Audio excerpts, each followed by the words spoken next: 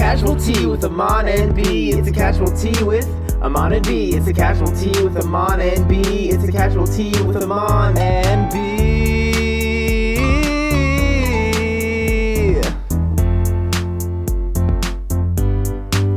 It's a casualty.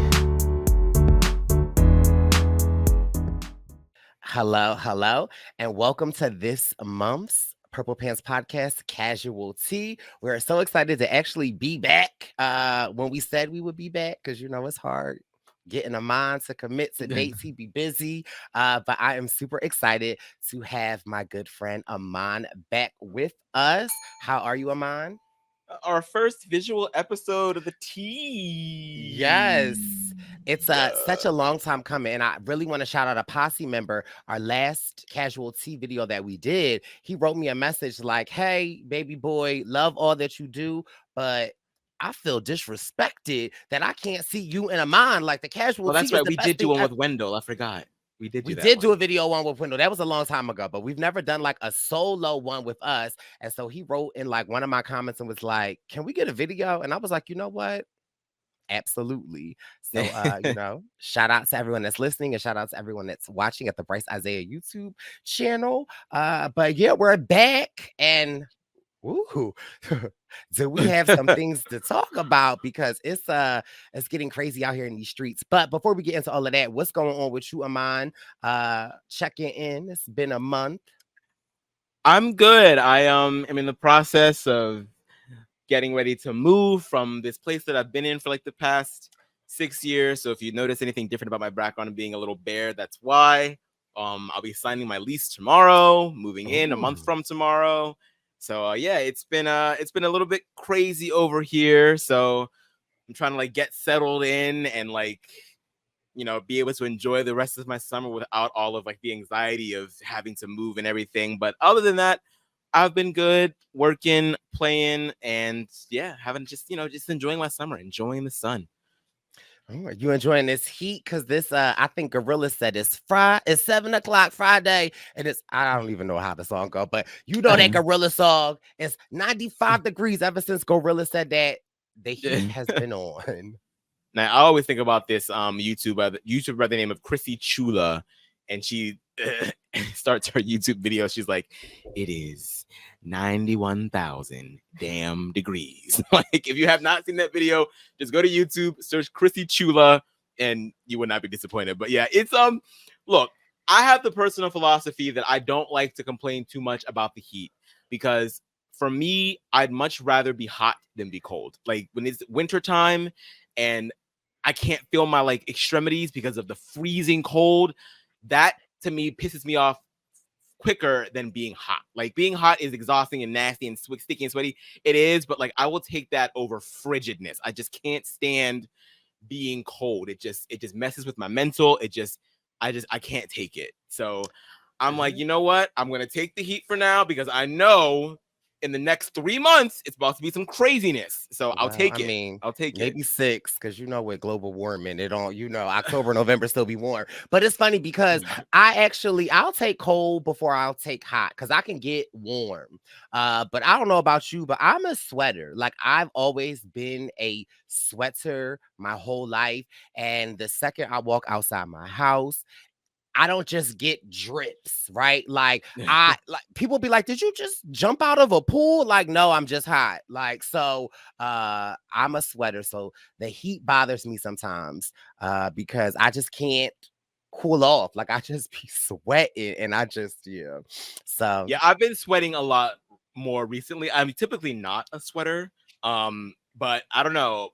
I don't know why, but I definitely have been sweating a little bit more recently, and it is a little cray-cray. I might have to start wearing like undershirts or like beaters underneath my. Yes, you don't wear a tank top underneath your shirts. Oh my god! I typically never have to, but nowadays, I don't know what's going on. My homeostasis is off. I just was watching a TikTok of this lady who was like a former cheerleader, and she was saying how, or maybe it was a housewife, something, where she was saying when it gets hot out, she'll put deodorant around her hairline and on her neck because it stops the sweating. I didn't know deodorant stopped sweating. I thought deodorant just masked the must. I mean, it's an antiperspirant, so that makes sense. But I don't know if I want that on my neck. Like that's a little cray cray. Yeah, I after we're done recording, I have to go out and do some things. So I low key I'm a try to little put a little Not that. I'ma just try because I was like, I wonder if that will work. But I just feel like if it's an antiperspirant, where do the sweat go? It like I think what it does is it sort of like has a coating over your pores, and so it kind of just prevents it from seeping out as much, or it absorbs a lot of it, so it's still coming out, but it's not dripping in like copious amounts. Because you still Oh yeah. sweat with your deodorant on. It's just to a lesser degree, you know. Yeah, I don't know if that's gonna work for me because my pores be they be sopping and moist. But okay, it's hot out here. But we've had a lot of things to get through this week on our casual tea. And I don't know if you've been under a rock or anywhere, but yesterday, Saturday, there was an assassination attempt on former President Donald Trump. In all places, Pennsylvania, I believe it was Butler, Pennsylvania. And Amon and I both live in Pennsylvania. However, we live in Philadelphia. Butler, Pennsylvania is a Close to rural, Pittsburgh. close to Pittsburgh. It's about 5 hours away. And yeah, like I was minding my business yesterday and I see all this stuff popping up and I see this image of former President Donald Trump. And I'll be honest, the first thing I thought was like, okay, this is a publicity stunt. Because I then just quickly saw the video of like him grabbing his ear, then ducking down. Then I saw the video of them getting him up and him saying, like, I need to get my shoe. I need to get my shoe, get my shoe, get my shoe. And I'm like, your shoe? If they shooting at you, forget my shoe, I'm out. Yeah, it was kind of crazy. And then I went on about my day, and then the news reports confirmed that there was an actual shooter on the rooftop of a barn. He was 20 years old. And what was his name? The FBI was able to identify the young man. His name was Thomas Matthew Crooks. He was 20 years old from that area. He was a registered Republican. And the fact that even came out, I was just like, but so we can get to that. But yeah, just crazy, right? Like for me, because there's more I want to say, but for me, whether you agree with former president, whether you support whatever you support, I don't condone any type of violence in this manner. Like an assassination, that's crazy. Whether you don't like somebody or not, whether you stand for their views or not, like this ain't what our country is about, and that's not cool at all. That's just my take initially. I honestly, I don't know even what to say about this. Like, I think the thing that's the most concerning for me is the fact that, like, I feel like a lot of people are either so jaded to the point where they were able, like you said, kind of just went on about your day as if an assassination attempt didn't just happen, or people are able to sort of like make light of it. And I know that like that's mostly on the internet, so like I can't like use the internet as like, and paint a broad brush with the entire American populace, but it's just like, oh my God, like, because that was me too. Like I saw it happen. Like somebody in my group chat with a couple of friends said, "Oh my God, Trump got shot at," and I for a split second I was like, "Oh my God!" And then I looked at what was going on, and then I saw the dialogue surrounding it, and then I was like, "Okay, I think I'm good. Like I don't want to be a part of this." And that's crazy. Like I feel like if this were any other time, we'd all be like in a frenzy. But like so many people were just kind of like, "Oh, that's crazy." Well, I'm just like, what is going on that we have become so desensitized and so apathetic? And it's because of like the barrage of stuff that has happened to us over the past 10 years. Like, of course, we're all like, we can't take it anymore. Like, it's just one thing after the other. There's always like that tweet that like resurfaces every time something happens like this. Like, we're like tired of living through major historical events.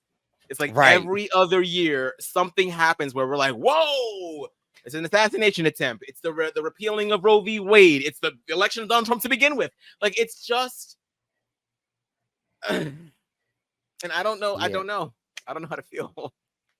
Yeah, it's crazy, right? Like, and so for me, I feel that way, but also like getting the more information about what happens is really just concerning to me, right? Like, so normally when Trump holds like his rallies, they're normally at arenas, and so the security and something like that can be a lot more stricter. Or when he holds these rallies outside, normally it is somewhere where he can land his presidential plane, and they have it in that area around like I don't know what you call it, like the an airport, or like where they can land private planes. And normally it's in that area where there are no high buildings. But in Butler, PA, in this farm area, the fact that this little boy, was able to climb up on the top of a roof in the perimeter of where the former president would be, it's like, what the hell is the Secret Service doing? Like, that's like, for me, that's what is concerning, right? Like, take away what you feel about Donald Trump, what you feel about this upcoming election. And mind you, if this is not a sign to say that what we are in store for in November, buckle the hell up, because baby, we are in for a bumpy ride. But for me, it's like, what are we doing out here? Y'all can't secure a perimeter. What's even more crazy is I wake up this morning and I see the accounts of the people that were there that were saying, like, it's multiple people that were saying, we were watching the former president speak. I noticed somebody climbing up on a barn with a gun, and I'm pointing at the police like, look at this person. And the way that they describe it, the police were like scrambling, didn't really know what to do. And then once the person started shooting, then they kind of took it seriously. So like, what are y'all doing? Like, I really kind of feel, I'm looking at the Secret Service kind of crazy. And then second, the information came out that Donald Trump was not shot. A bullet hit the prompter and the glass hit his ear, which caused the bleeding. Now, I do just want to real quick, because if one thing former President Trump going to do is he going to tell a story, and he put out on whatever social media platform he uses, because I don't follow. But I want to thank the United States Secret Service and all the law enforcement for their rapid response of the shooting that just took place in Butler, PA. Most importantly, I want to extend my condolences to the family of the person at the rally who was killed, and also to the family of the other person that was badly injured. It is incredible that such an act like this can take place in our country. Nothing is known at this time about the shooter, who is now dead. I was shot with a bullet that pierced the upper part of my right ear. I knew immediately that something was wrong when I heard the whizzing around shots, and immediately felt the bullet ripping through my skin. Now, I'm going to give him a little bit of grace, because, maybe this was right after, but even if it was right after, you knew you wasn't shot. And so that's just like, so I would just hope that now that we know, I would hope that he has taken that down or amended this statement. Because right, we'll give him the grace, obviously. Like, I've never been shot at. I don't know about you. Well, so I can't really speak to it, but I would assume that like if I hear gunshots and then I end up bleeding, I probably would have naturally assumed I got hit by the bullet. So it is like, fine, whatever. But as you said, yes, it was more like shrapnel. A bullet hit something else and it ricocheted off onto his ear. I just, again, like you said before, I just question how he was able to get so close. I question also like the actions of the Secret Service, because why was Trump able to do all of this fist pumping and posturing? Like, why was he immediately whisked off that stage? That doesn't make any sense. That this picture should not exist. Like they should be over top of him, moving him out like that, like again. And there's video of him after he's on the ground and they're trying to move him, and he's saying like, "Wait, let me get my shoe." F that shoe. If they is shooting that, like, yeah, That for me, And you again, don't when know if they're acting alone. Like, I mean, some people are making the argument, oh, well, the shooter was dead at that point. Okay, well, how do you know he was the only shooter? Like, if he was able to get that close in the perimeter and have a straight shot at the president of the United States, former, then all bets are off at that point. Anything is possible at that point. So it just felt like it felt like at worst a setup, at best incompetency all around, just all across the board.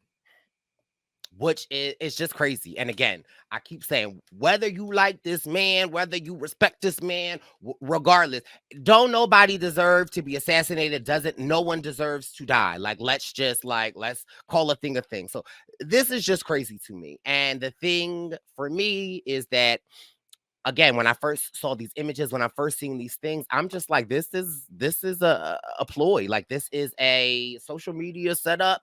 But then obviously after the facts are coming out, I'm like, okay, like, this is real. Like, we need to take this seriously. But for me, after seeing their first debate, which was kind of crazy, because Trump just doing Trump and Sleepy Joe was Sleepy Joe. And I just think that after that debate, well, one, let's just be clear, I've never saw a debate or have heard someone that has watched a debate and was like, you know what, after that debate, I really changed my mind. Like, it doesn't really change, it doesn't sway people, but I really do feel like how Trump performed in that debate, just as from maybe wit isn't the right word, but the comebacks, the present, like him being so present, and it just kind of like clearly Joe was off a little bit. From coming from that to now having an image like this that you could utilize, and which we all know Trump will utilize this as marketing and to rile your base up. Like, if his base wasn't woke, or awake, I shouldn't say woke, but if his base wasn't awake already, like, this is only going to, whew. Yeah, I'm trying to, like, because I feel similarly. It really feels like this can really sway people, but at the same time, I'm like, okay, well, hold on. Like, is it swaying me? No. Like, but I do worry about those people in the middle. Like, if you're sort of like going back and forth about like what you want to do, like, it's maybe you don't necessarily agree with all the things that Trump says, but you watch that debate and you're like, this guy seems like he's going to and pardon my insensitivity, but it's like you're watching Joe Biden slowly die on stage. You're like, but they have a problem with Mitch McConaughey, but I'm a joke. Like, and that's what I think the big takeaway is that not necessarily that there needs to be age limits, but like when there are clear signs of like decline, there has to be some type of, I was like, okay, like let's be real with each other here. Like we live, we die. There's a point when you are young, there is a point when you are middle aged, and then there is a point where you are old. And that is okay. And when you are old, you cannot do some of the things that you used to be able to do when you were young. And that is not being ageist, is what it is. So I feel like we have to get to a point where we can have a discussion and be like, okay, is this person well enough and able enough to do this job? And I don't necessarily know the answer for Joe. I don't. I know that his performance at the debate was less than stellar. I know that he has since given speeches and interviews before that remind us of what we've seen in the Obama era and what we've seen back in 2020. So like I know that he's in there somewhere. And at the same time, if he's not able to do the job, the person on him in Kamala Harris, I am fine with that happening. So it's like we have to really start having a conversation about like, okay, so how much are we willing to give, and how because I agree with you in that most of the time debates don't really sway the election.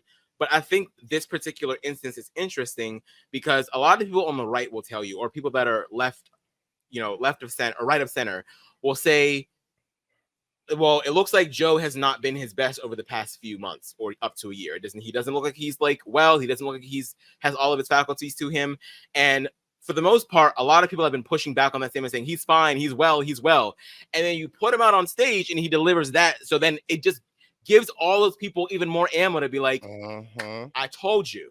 We told you he wasn't up to the job. And y'all are so fixated on Trump's 34 felonies that you're willing to turn a blind eye to this person who is clearly in a decline. And it's like, that's why I'm like, oh, maybe that debate would have more sway than normal. I don't know.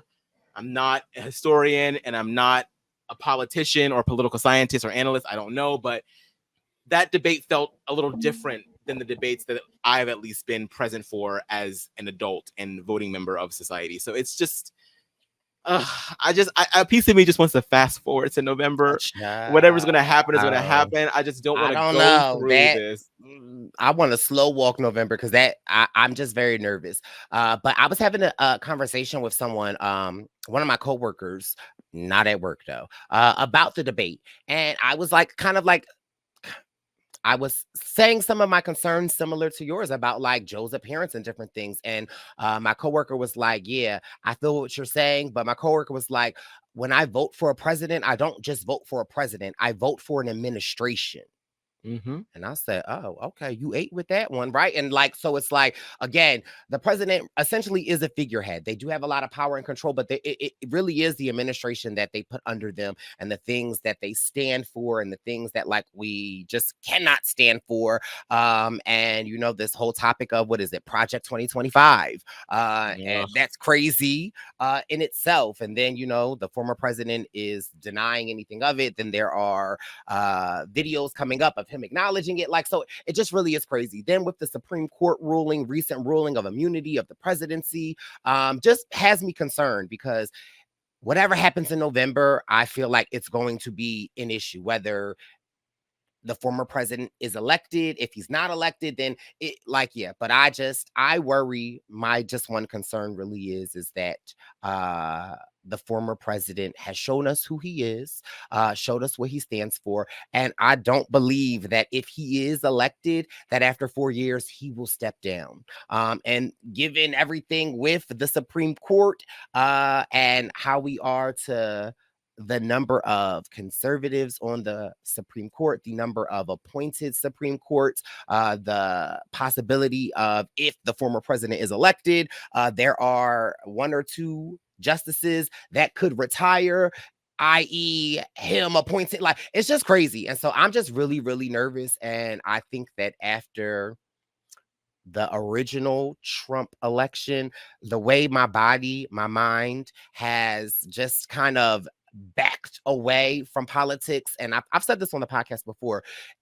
In high school and elementary, as a young adult, I used to love this time of the year, right? Just of like, you know, the elections, people's platforms and all of this stuff. Like, I loved it. I loved the commentary. I loved the different things. Like, but just in my later years and what I have seen, it scares me. Like, you know, it's just crazy. It really is. And I this might be a hot take, but I'm sorry. Almost 10 years ago, Hillary Clinton warned us. Okay. She said our democracy is at stake. And that's all. I mean, yeah, it's crazy. But yeah. And I also just feel like, go ahead, sorry. It's just, I feel it's so unfortunate because I remember, I always ask this question from time to time. I'm like, was it always like this? And I was just young and just like not really paying attention because I was a kid and I didn't have to worry about stuff like this. Or is something different? And from what I've been hearing from a lot of people that are older is that there does seem to be an interesting strain of toxicity over the past decade. Like, ever since Trump, you know, came onto the scene in 2015, it's just been a whirlwind of craziness. And I really do think, I don't think that it's all Trump's fault, but I think that he was a big instigator in like unearthing so much like discontent and animosity and hatred that was like lying dormant within a lot of pockets of society. And now it's to the point now where anything goes, right? Like, anything goes. Like, you can say anything these days as a politician and it flies because it's all in the name of, like, you know, what Trump is espousing as like draining the swamp and being a real person and, you know, going after the deep state and not being afraid to say what's on people's minds, and just like the hell with decorum. Like you can just say whatever you want, you can act however you want, and it just is what it is. As long as you have enough mouthpieces and surrogates to, you know, spin your story and tell everyone else that the media is lying, which, you know, the media. There's one thing that I agree with Trump on, is that he, you know, him calling out the media, there is a lot of truth to that. So I'll give him that. But like, just like as a whole, like this whole like just uneasiness and just like animosity that's been unearthed over the past 10 years, it's just, and it all culminates in this, an assassination attempt. Like it's right. It's And crazy. I don't care what nobody says. Our generation, Amon, we have lived through some shit. And I like, you know, much stuff. I really, and I was talking to like my mom, and you know, my mom has lived through, you know, the civil rights era and different things. And but I was like telling my mom the other day, like, girl, I don't know. I really feel like my generation, although maybe it hasn't been studied enough, but I'm like, we have lived through some things that I feel just affect us, and again, like just desensitizes us, and just like we've just lived through some stuff, our generation, and it's just crazy to think about all the things that like we were cognitively present for, and we're still very young. And Yeah. It feels to me like it's just it's a pushback, right? Like the pendulum always swings one way and swings the other, historically speaking. And I feel like we're at that point where, because you know, baby boomers have been in control of this country for quite some time now, right? Like these are our grandparents and some of our great grandparents and some of our parents, depending on how old you are. And they sort of like been the ones that have been the main political figureheads over the past few decades.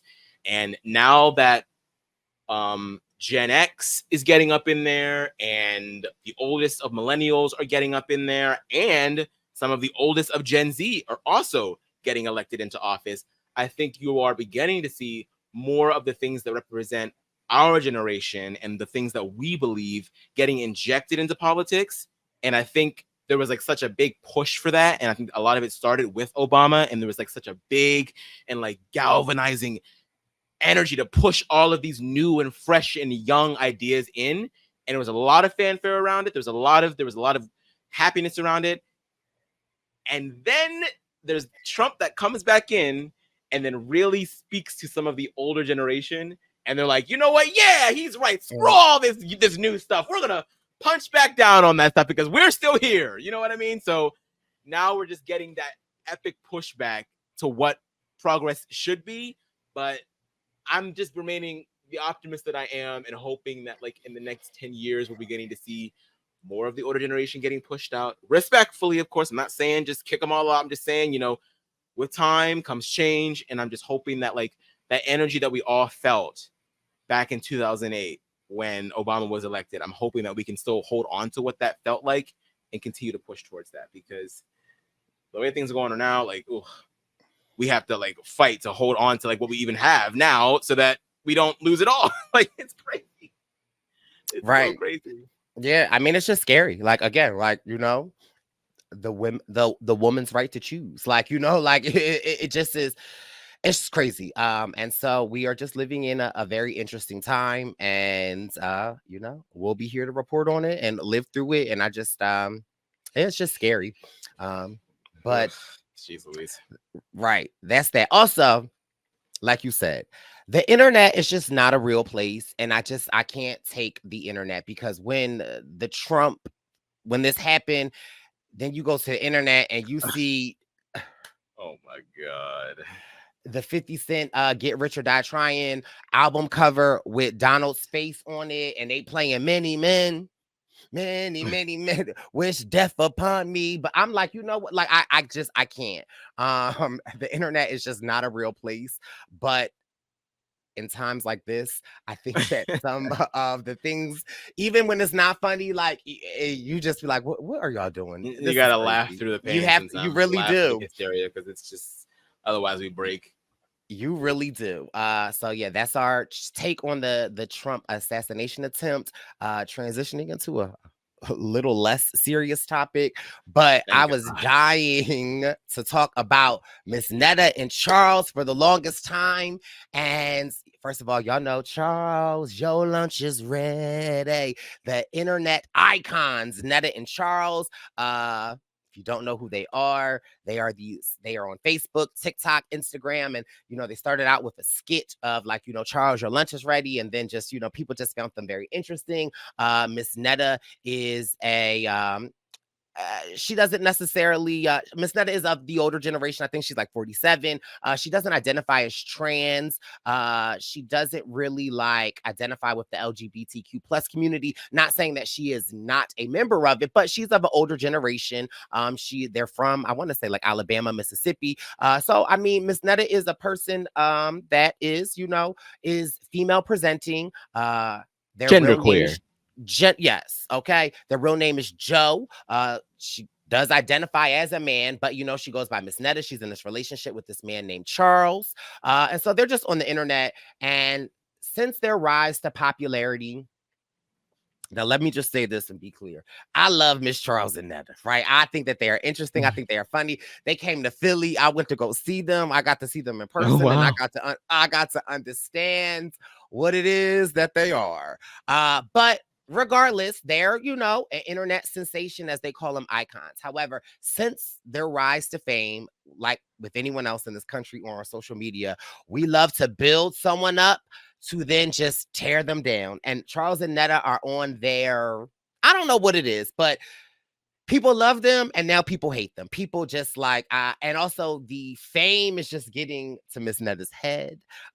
It's getting into their relationship that they're fighting a lot more, but the biggest incident was maybe like 2 months ago. Miss Netta was on live and she essentially was, and this is in the midst of their tour that they were on. And she said that they just got word that they was going to the BET Awards. They're going to walk the red carpet and, and Miss Netta kept saying it. And so, nobody really cared. Like, it was like, okay, girl, we'll see you there. But then the BET Awards came and Charles and Netta flew to LA. That of course, we see them getting ready. We see them like, Miss Netta, she documents her getting her face beat and installing her wig. And it's a process. And, Miss Netta then, as they're getting ready, she says, you're not going to see the final look. You'll see the final look on the BET Awards. Now, mind you, I happened to be in Mexico at this time for Desi, my friend Desi's wedding. And so I couldn't actually watch the BET Awards. But the next morning, when I got up, I'm like, you know what? Let me scroll and see what's up with Charles and Netta. And what I found so interesting was that they were trending, but was, where is Charles and Miss Netta? Because no one seemed to see them and they just went radio silence. And that's not like our social media icons, Charles and Miss Netta, to go social media silence. And then reports came out, or people that saw them in the hotel lobby were taking photos of them. Then the photos started circulating of like Miss Netta and Charles with these people, and people are like, well, one, this isn't a red carpet. This looks like a hotel lobby. Then, so those are some reports that are coming out. Then other people that said that they went to the BET Awards, and you know what a seat filler is. During the award shows, a lot of the artists will get up to go to perform, and they never want an empty seat on an award show. So you'll have people that literally come to just fill in seats at different points in times. Then there was someone coming out saying that they were a seat filler and that they were in line, and Miss Charles and Netta arrived to be seat fillers, but they had already filled the capacity of seats and that they were turned away. So then people were like, wait, they was never even invited to the BET Awards? Like, what's going on? So then Charles and Miss Netta make a video that essentially say that their manager, Carlos, received a fake email from somebody named Roy. And Roy said that he was going to get them into the BET Awards. And Miss Netta and Charles booked tickets. They got to LA. They were trying to communicate with Roy. Roy wasn't getting response to them. And then it just comes to find out that Roy was just playing with them. Now, mind you, the story gets even better because this, Jesus. I'm here for all of it. So since then, the internet has been eating Miss Netta and Charles up, and then they're just questioning like their management, like who was this? Like, why would your manager have you go something? So Miss Netta got it in her head that, you know what, we need to get rid of our management staff. So she fired her manager Carlos, and then Carlos goes on live, and Carlos tries to defend himself and saying all of this stuff about the house that Miss Netta like. And of course, at the peak of Charles and Miss Netta being super, super popular, they were in Atlanta. They filmed some of these things. We saw them with some housewives, or we saw them with some people from Love and Hip Hop. People were speculating that they were going to be on the show while they were in Atlanta. They were touring a house, and Miss Netta said, "Oh, this is the house that we're going to buy." And then Carlos just kind of starts spilling all the tea about like they were never buying that house. They're questioning the legality of Charles and Netta's marriage, because then we see the marriage photos and we see that Carlos, the manager, is the person that's marrying them. Then they talk about just her cooking, their relationships, the cleanliness of their house, how much money that they're making. When Carlos started working with them, their booking fee was $500. Then they tried to get it to $10,000. No one ever paid the $10,000, which is why we don't really see them on tour anymore. So he just started revealing all of this stuff. And so it kind of like makes Miss Netta and Charles look like liars. However, I know this is a lot.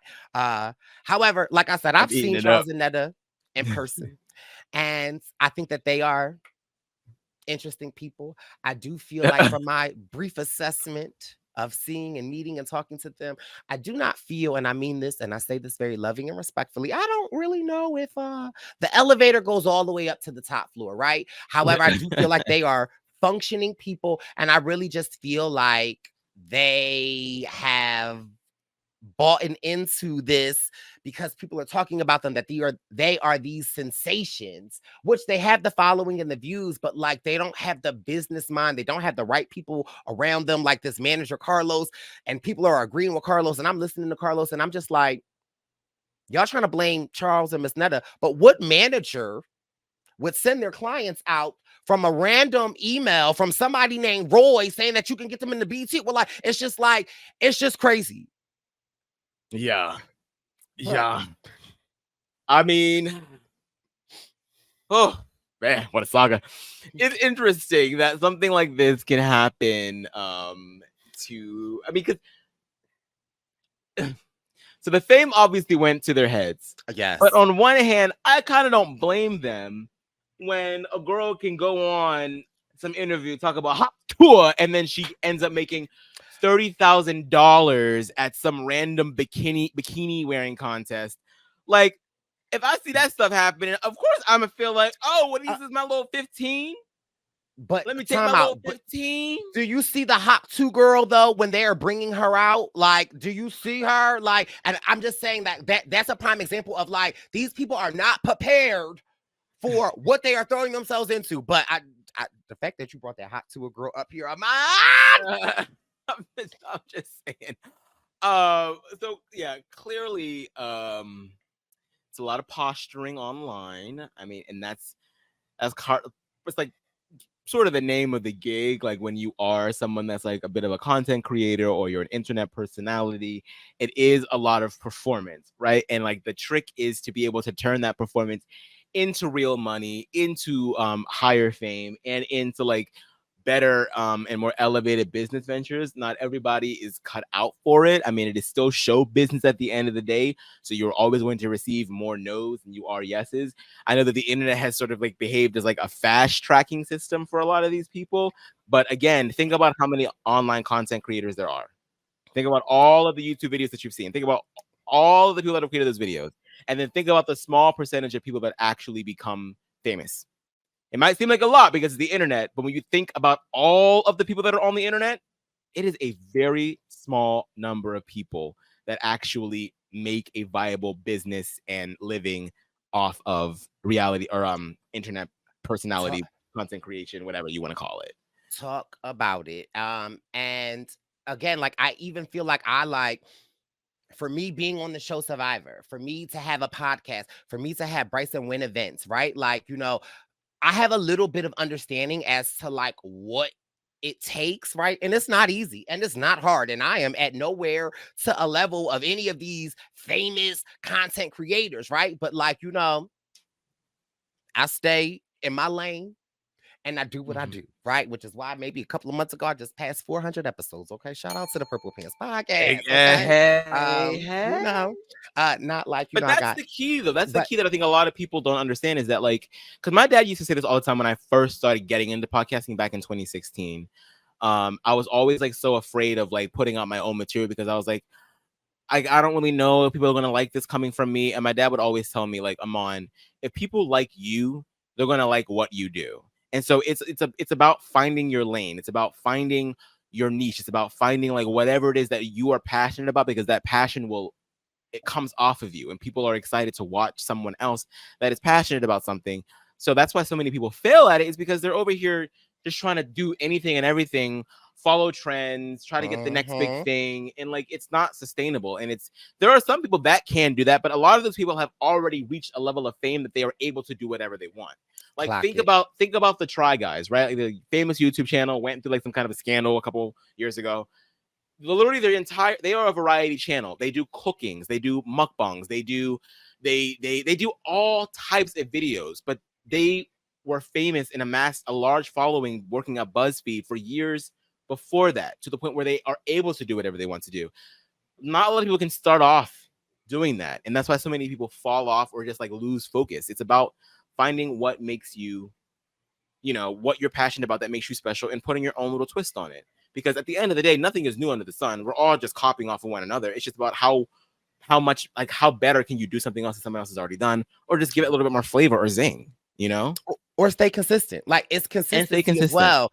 And shit don't happen overnight. And the one thing that I do want to give credit to Netta and Charles is that, like, they just rose to this TikTok fame. However, Miss Netta has been putting out videos on YouTube for like almost a decade now, right? And so it's like, she's not new to this. I just really think that because of the fame that has come with this, they just kind of got a little too elevated and kind of like, first of all, where were the tickets? Where were the tickets? When they sent the email, when this Roy sent the email, was there tickets? No, that's what I'm saying. A press pass? He said that he influencer pass, right? And you would buy like that. Yeah. Again, like I said, they got Fire Festival, just the two of them. Damn. And crazy. Made a big stink about it. Talk about we going. She set up on live and got her makeup done, and just never to be seen again. You would not see me going nowhere without some confirmation. Even just now, like I Ozza, of Big Brother 23 fame, invited me to her house shops party for Big Brother in NYC this upcoming week.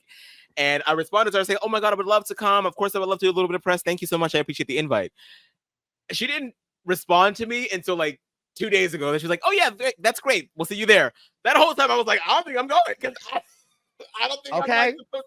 And that is something as small as, like, not that I'm calling the event small, of course, but no, event, but you know what I'm saying. Like, like if you're not gonna catch me dead at an event that I'm not sure I have a full blown invite to for like a Big Brother premiere party, you damn sure know I am not showing up to the BET Awards without something. And who paid for the flights? Did y'all pay for the flights? Because why? If you got an invite to the BET Awards, why would they have paid for flights? If you are an influencer that they want on the red carpet, don't you think your flights would have been paid for? Your hotel would have been paid for? Your BET Awards are not ready. And it's just, I just think that, mind you, they put a little song out, which was cute. People were hating on it. Like, I just think that they need to just stay in their lane and just continue to build. But here's another thing, though. They also have been experiencing a lot of hate, right? And there's been some controversy with like T.S. Madison, because T.S. Madison has this show called Fag Talk with Craig, which actually is a really good show. Like, I enjoy Maddie in the Morning. However, there just became like this back and forth with Craig and Miss Netta, and just a lot of people hating on Miss Netta. And it like really, then someone put out a think piece about like the reason of like why people were hating on Miss Netta, and a lot of people were saying like it really is transphobic in the sense that, like, because of how Miss Netta looks, right? People feel like she doesn't deserve the she doesn't deserve the position She that doesn't she's deserve in. access to those spaces because she's Yes. not like this conventionally attractive person. Yeah. Right. But the thing about it is the real gag of it all is that like when Miss Netta and Charles first came onto the scene, the biggest question of Miss Netta was, is Miss Netta like, what is Miss Netta? Because the reality of it is that like there are women and people that look like Miss Netta, right? Like, so it's like, Mhm. so it's just this greater thing of that, like people just hate on them. And again, I get a little frustrated because like, listen, I like Miss Netta and Charles. And again, like I said, I don't really feel like they are functioning at full capacity that other people are functioning at. And so like I Right. think when the internet is mean to them, when they're attacking them, I think it hits them a little differently. And I just don't like to see people being bullied. Now, mind you, are they a mess? Can you make fun of them? Can you laugh at them? Like, yeah. But just when you're just down out mean and just like, what do Piling you get on, out of that? especially people that probably didn't even really know who they were to begin with. They were just like, look at these, and they because there are a lot of people online that just hate the entire, you know, idea of influencers, the people that are able to make money online, all that. They're just very jaded about it. Go get a real job, that kind of crowd, right? So I'm sure that there were people that didn't even know who these two were, but just were excited to see someone that thought they were more famous than they were getting brought down 3,000 pegs. You know what I mean? So like that's just like hater energy. Like if you didn't even know them before, leave them alone. Like what does it matter to you? Like leave them be. Miss Netta and Charles don't make it easy for themselves, right? You know, they are very braggadocious about their alleged money and status. And so I think that also kind of fuels the fame because it's like, again, when this manager did this live and was revealing like what really what they status is at the bank, it's just giving like, oh, so y'all was lying. Like not only were you like hyping yourself up, like you knew it was a lie. So it's like they don't help themselves out anyway. But maybe this was all an inside job. Maybe they did this on purpose. Maybe there never was any Roy. Maybe they just set themselves up to look crazy just for the purpose of being on people's minds. I mean, maybe because they hey, do look, a lot. It is the internet. People will do anything these days for a little bit of clout. Anything. I don't know. I don't know if that's true. I think that Miss Netta wanted to be on the BET Awards, and I don't think it happened. Did you hear about this Twitch streamer by the name of what is his name? Sketch. Wait. Yes. Now, wait. Which one is Sketch? The one that is in? He's like in Brazil right now or something. I don't know if he's in Brazil right now, but I think you're thinking about Kai Cenat. You thinking about Kai Cenat? Not Kai, because Kai's the one that blew up his whole little room, but then it was fake, and then he had to sleep over with y'all. I know that one that you're talking about because I just seen a thing where he was like somewhere around. But anyway, tell me about him because just in a similar line of like, you know, internet fame and all sorts of stuff. So, but I didn't. Go ahead. I was gonna say, but he also got charged and arrested for causing that riot in New York City. Like, right, he did. People come out to see him, right? Like he did. He did. That was kind of. That was when I was like, oh wow, he's like famous. That's kind of crazy because I didn't really know who Kai Cenat was. And this is like, I'd be on Twitch from time to time. You know, I know some of the gamers and the Twitchers, but like I didn't really find out about Kai Cenat until maybe like a year and a half ago. But anyway, Sketch. I didn't know who Sketch was until this story dropped. But apparently, the whole story is, you know, he got really, really famous. From YouTube originally. He was an NFL like Madden streamer, always playing Madden games. Very eccentric personality. A lot of people assume that he sort of had like some form of autism just by his mannerisms, which is yet to be confirmed and denied. Someone might be able to fact check me on that. I think that I don't think he's on the spectrum. I think it's like a character that he has. Got really, really mega famous, especially amongst the sports community, the sports gaming community, to the point where the NFL was inviting him out to like be one of the guest speakers at like an NFL draft. Like a lot of like catchphrases that he has are like very well known. Like he just got really, really, really big on Twitch. A couple weeks ago, come to find out, find out that he used to have an OnlyFans 2 years ago, gay OnlyFans, where he is on camera engaging in, if you know. And now it was like this whole big blow up. There are some Twitch streamers that are being, of course, you know, the typical toxically masculine, homophobic, like can't believe this. Like he has kids that are fans of him. Like, how could he do this? And then there are other people that are like, leave the guy alone. Who cares if he's gay? Who cares if he had sex on camera? Like who cares? Like it is what it is. And then you have him in the middle where he released a video online saying like, look, like, yes, that was me. And if it wasn't for my family and my friends, I probably would not be here right now, because once that video dropped, like, he thought it was going to be the end. He thought he was going to take his own life. So, like, point being is that, like, internet fame, like, it is such a tenuous position to have a lot of the time. Like, people can turn on you for anything. Like, obviously, Sketch's example is a little bit more of the extreme side, but, like, it doesn't take much for people to be like, nope, canceled. And, like, it's hard. It's a hard ass business to be in. It really is. Yeah, that's crazy. That yeah, it's I think we Kai are. Cenat was one of the people to like be supportive of him, which is good. So I love that. There's that. But yeah, it's been a rough 2 weeks for him. It's crazy because they love to build you up just to tear you down, and that's why it's like I've always said, like, I never really wanted fame. Like, I'll take notoriety, but I don't need fame. Like, give me the notoriety and the money, and I'm good. Like, yeah, because it's just like it's a crazy, crazy place. Which really leads me to a next story that somewhat is interesting and somewhat in the same vein. Miss Bethenny Frankel. We know her from Skinny Girls Margaritas, The Real Housewives of New York. We know her like epic her 1 year marriage, 10-year divorce. And these her days, failed talk show. Her and didn't Omarosa eat her up on her own show? Well, to be fair, Omarosa be eating everybody up. She eat up everybody. Show. Whenever I think about talk shows, it's Omarosa and Wendy Williams on that Wendy Williams pilot of her first season. If you have never seen that clip of Omarosa and Wendy Williams, whoo. Yeah, that was crazy. I didn't know that was the pilot episode. I didn't know that. The pilot. So mind you, I'm telling my age, but this is before Wendy Williams show got syndicated, and this was like her first season of the show, and they did this summer series where it was like 10 episodes that aired on like Fox, but the show wasn't picked up or confirmed. They just were doing a test to see if people would be interested. And after that Omarosa show aired, it then like got picked up for 2 seasons. But yeah, that was like the summer test of Wendy's show before it was what we know of it now as Wendy Williams. But that's crazy. So Miss Bethenny Frankel, she is a Real Housewife. Nowadays, she's just making TikToks. And Bethenny is no stranger to scandals. I think more recently, a couple of weeks ago, Bethenny was going somewhere. And here's the thing, right? I like Bethenny, right? And I love her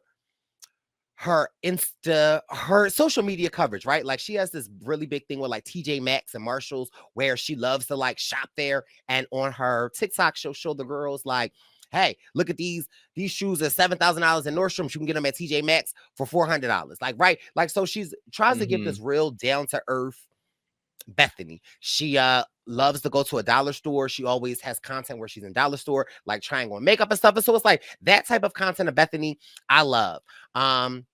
Recently, I want to say like last month, she was going somewhere. She had just been flying somewhere, and she was just in regular degular clothes, like sweatpants, glasses. She went to a Chanel store, and she opened the door. The Chanel security came out and said, "Do you have an appointment?"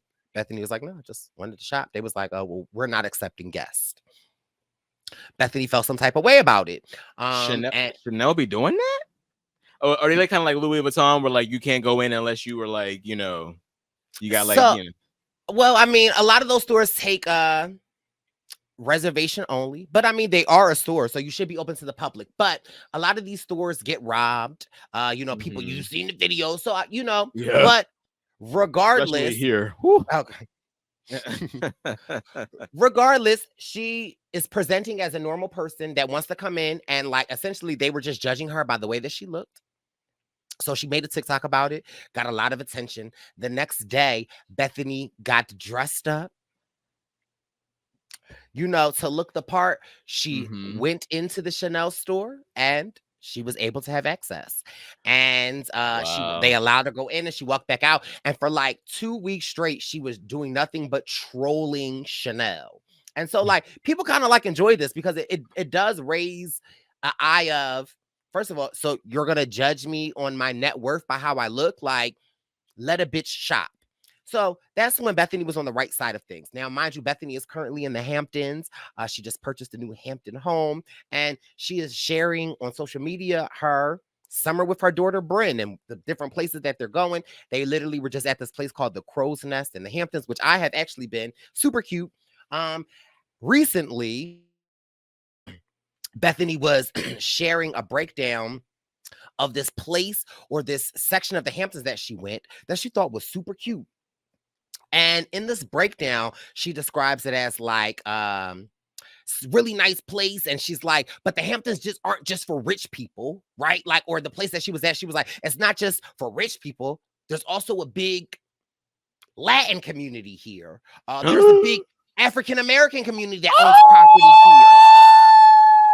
And so, baby, the internets went in.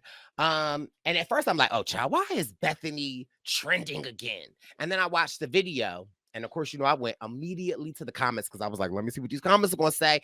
And so it was crazy because essentially what Bethenny was saying is that, like, the Hamptons isn't just made up of rich people, quote, quote, rich people. White. Okay. So essentially, Bethenny was saying it's not just white. There's bigger communities up here, but like, why would so there's not rich? Yeah, it's probably rich black people and rich brown people. Y'all are all rich. Just because they black doesn't mean they're not rich. Okay. And you're doing the exact same thing that Chanel did to you. They judged you by the jeans and flip-flops that you probably tried to roll into that store with.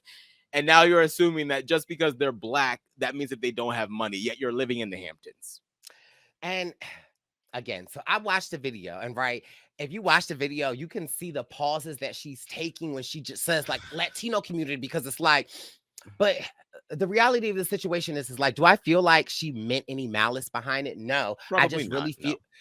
her like, and I don't want to say prejudice, but I really want to say like her bias was just showing, right? Like, it's like, you know, like you as down to earth as you want to be seen, right? Like when you see black and brown people, you don't think of money. You don't like, you know, like you don't think of money. And I think that it's like very clear in that statement of what you said. And the crazy thing about it is that's how a lot of these people feel.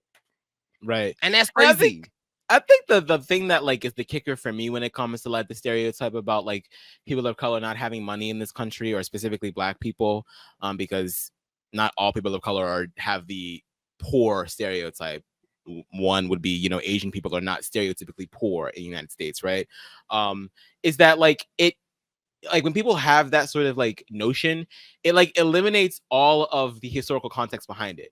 It makes me feel like you think that being poor is like endemic to being black, whereas you're not thinking about why it is that there are a lot, like why is the wealth disproportionate in this country? Like that's why there's a lot of poor people that happen to be black. It's not because they are black. Well, in a way it is, because it was designed that way, right? Like, so like it's people are poor because of like what has happened to them, not because of who they are.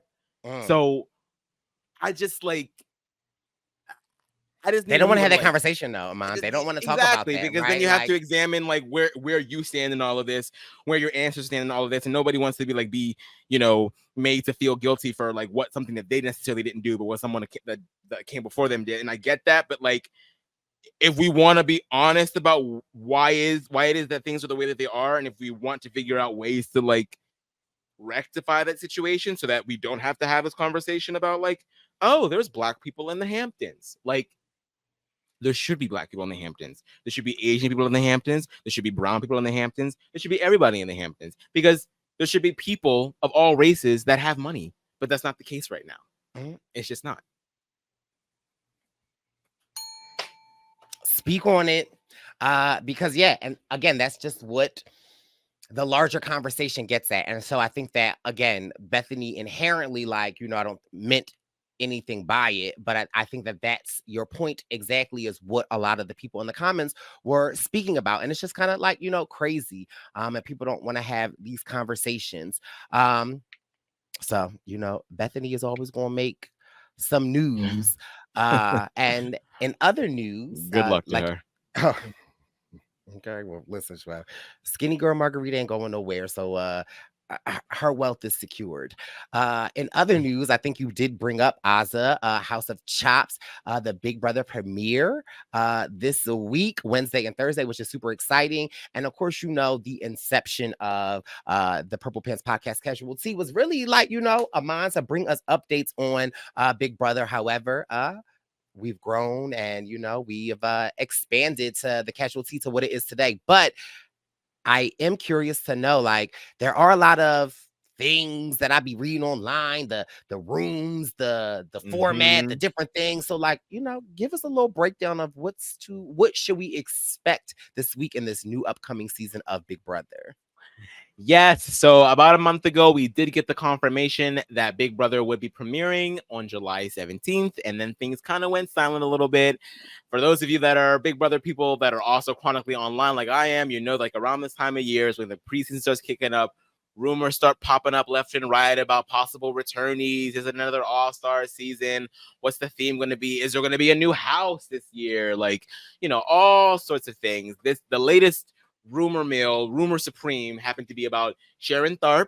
A lot of you might be familiar with her as a journalist for Us Weekly, and she is the person at Us Weekly that covers Big Brother over the past several years. It was a rumor that because she wasn't tweeting for a little bit, especially during the preseason, that she was on the season. But no, she was just in Greece at the time, taking some time away. But once we got about like a week away from the premiere, so last week, a lot of news dropped. We got the theme, which is going to be an AI theme. We got a house tour. We got to see what the AI theme meant in terms of like how the house is going to be structured. Primarily, what they decided to do in terms of decorating was throw everything into an AI prompt. Say, I wanted a room that is a fantasy land. I want a room that is like sort of like futuristic modern. I want a room that is like reminds you of like Pandora from Avatar. And that is why did they do a Hamptons Rich room? Hey, maybe next time get Bethenny up in there. She'll make it happen. But yeah, it's exciting. I'm excited for the AI theme. I think it's timely. I think a lot of the time Big Brother can be like maybe like a year or two late about like what is actually considered current. And I think they actually hit the nail on the head. Like I think during Big Brother 20, they made it a whole social media theme after social media had been around for like so damn long. I'm like, it's not giving what you think it's giving. But this one actually seems to be, of the times, very important topic right now. Julie Chen has given a couple of interviews describing it as BBAI. That's the moniker that they are going with.